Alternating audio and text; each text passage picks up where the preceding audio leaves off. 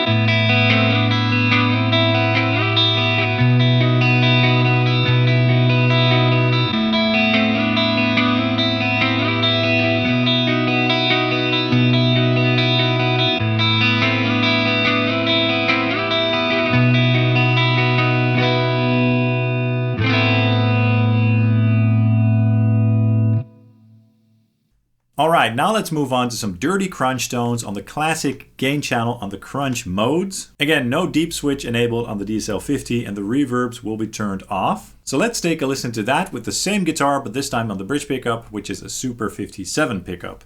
Let's check out some crunchy classic rock and roll riffs. Here we go.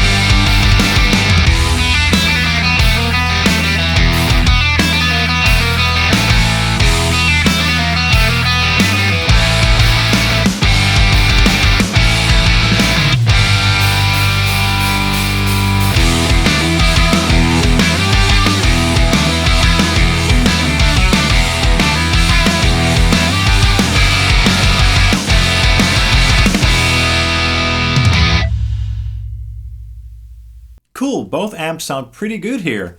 I think that the DSL50 has a bit more of a sweet vintage tone. It sounds a little bit rounder and a bit softer on the attack. Both amplifiers have plenty of cut and plenty of that Marshall brightness, which sounds pretty cool. The DSL100 just has a slightly different EQ curve overall. It has a bit more bite and attack. And the low end is a little bit more flexible and also a little bit more present and solid on this one.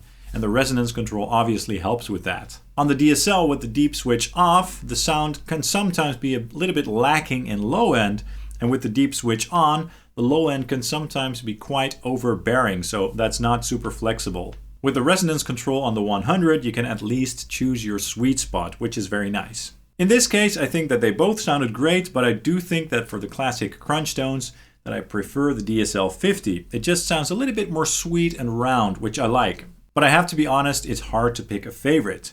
Now let's also check out these tones in isolation.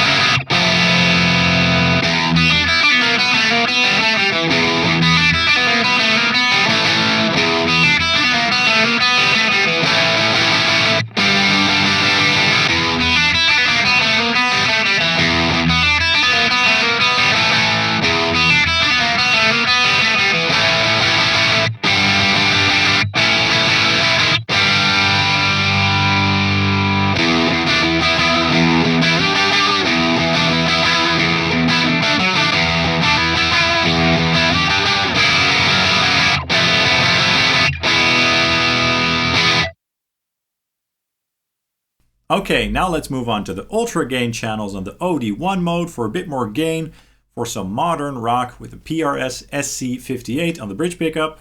Again, with the deep switch turned off, we'll leave that for the OD2 mode. Let's take a listen to these amplifiers side by side right now.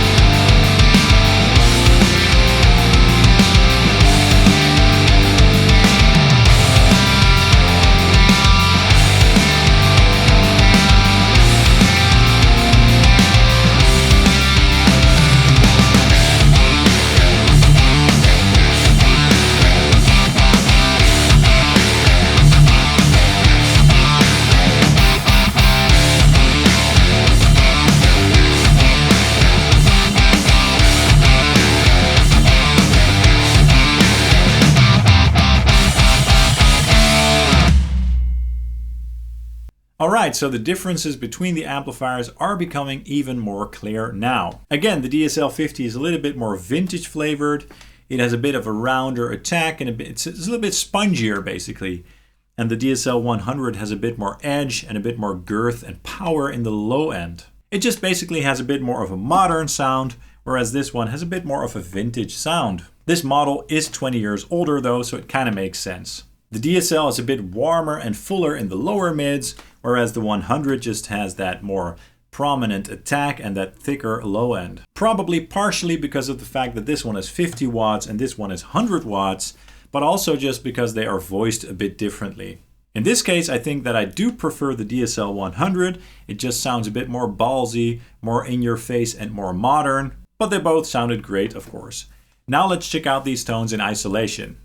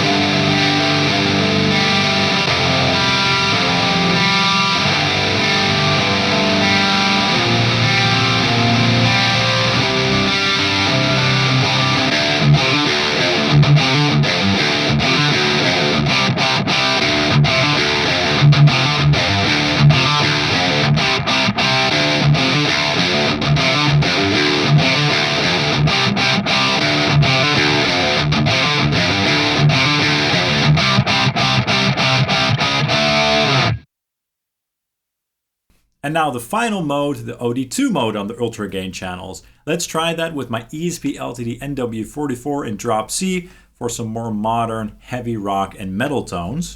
And this time on the DSL50, I will enable the deep switch for a bit of a thicker low end. And to compensate a little bit, I'm gonna lower the bass control on the 3-band EQ, because as I said before, the deep switch adds a lot of low end. Let's go ahead and take a listen.